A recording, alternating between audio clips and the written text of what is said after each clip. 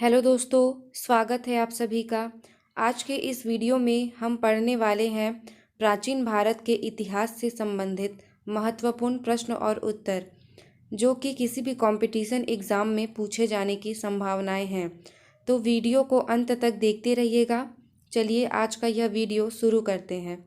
पहला प्रश्न है, चाणक्य का अन्य नाम क्या था? इसका करेक्ट आंसर है ऑप्शन बी, विष्णुगुप्त। अगला प्रश्न है, निम्नांकित में से किसकी तुलना मैकियावेली के प्रिंस से की जाती है? इसका करेक्ट आंसर है ऑप्शन बी, कौटिल्य का अर्थशास्त्र। अगला प्रश्न है, वह शासक कौन था जिसने राज सिंहासन पर बैठने के लिए अपने बड़े भाई सुसीम की हत्या की थी?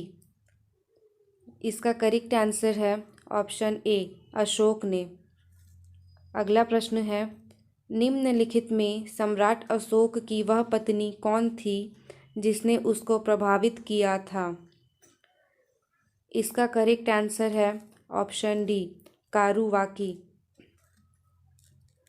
अगला प्रश्न है, अशोक ने अपने सभी अभिलेखों में एक रूपता से किस प्राकृत का प्रयोग किया है? इसका करेक्ट आंसर है ऑप्शन ए, अर्धमागधी।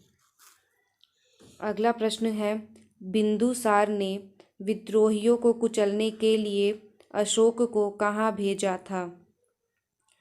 इसका करेक्ट आंसर है ऑप्शन बी, तक्षशिला भेजा था। अगला प्रश्न है, निम्नलिखित में से वह व्यक्ति कौन है जिसका नाम देवान पियादसी भी था?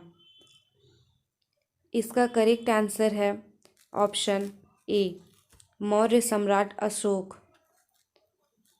अगला प्रश्न है, निम्नलिखित में से प्राचीनतम राजवंश कौन सा है?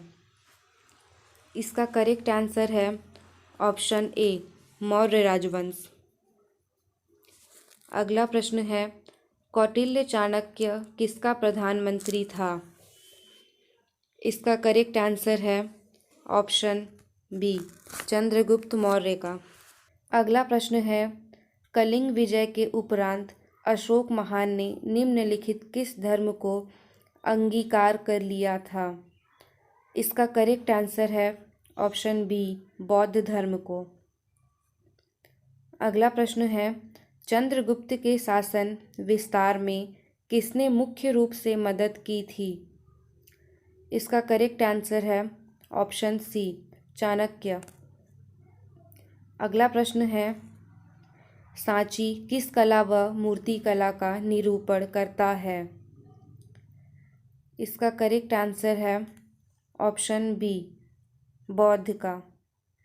अगला प्रश्न है, प्राचीन भारत का वह प्रसिद्ध शासक जिसने अपने जीवन के अंतिम दिनों में जैन धर्म को अपनाया था, वह कौन था? इसका करेक्ट आंसर है ऑप्शन ए, चंद्रगुप्त मौर्य। अगला प्रश्न है, मौर्य साम्राज्य की स्थापना किसने की थी? इसका करेक्ट आंसर है ऑप्शन बी, चंद्रगुप्त मौर्य ने।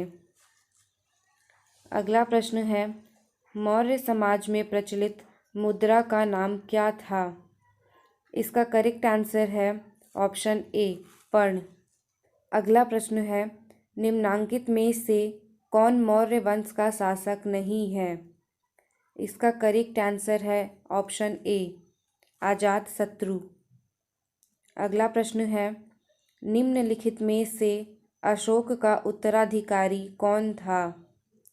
इसका करेक्ट आंसर है ऑप्शन ए, कुणाल। अगला प्रश्न है, मुद्राक्षस का लेखक निम्नलिखित में से कौन है? इसका करेक्ट आंसर है ऑप्शन बी, विशाखदत्त। अगला प्रश्न है, मालवा, गुजरात एवं महाराष्ट्र किस शासक ने पहली बार जीते? इसका करेक्ट आंसर है ऑप्शन डी, चंद्रगुप्त मौर्य ने। अगला प्रश्न है, किसने सहिष्णुता, उदारता और करुणा के त्रिविध आधार पर राजवंश की स्थापना की? इसका करेक्ट आंसर है ऑप्शन ए, अशोक ने। अगला प्रश्न है, निम्नलिखित किस शहर में अशोक के शिलालेख नहीं हैं?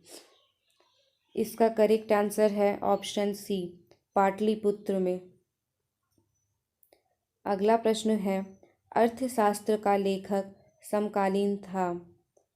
इसका करेक्ट आंसर है ऑप्शन बी, चंद्रगुप्त का। अगला प्रश्न है, नंद वंश के पश्चात मगध पर किस राजवंश ने शासन किया? इसका करेक्ट आंसर है ऑप्शन ए, मौर्य। अगला प्रश्न है, मौर्य काल में शिक्षा का सर्वाधिक प्रसिद्ध केंद्र कौन था? इसका करेक्ट आंसर है ऑप्शन सी, तक्षशिला। अगला प्रश्न है, मेगास्थनीज की पुस्तक का नाम क्या है? इसका करेक्ट आंसर है ऑप्शन डी, इंडिका। अगला प्रश्न है, जिसके ग्रंथ में चंद्रगुप्त मौर्य का विशिष्ट रूप से वर्णन हुआ है वह क्या है?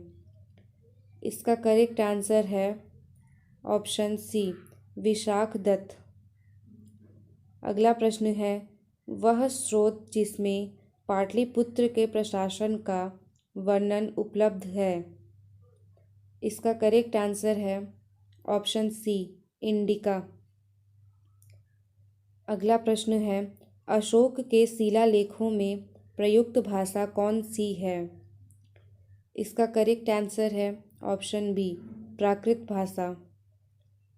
अगला प्रश्न है, निम्नलिखित में किस मौर्य राजा ने दक्कन की विजय प्राप्त की थी?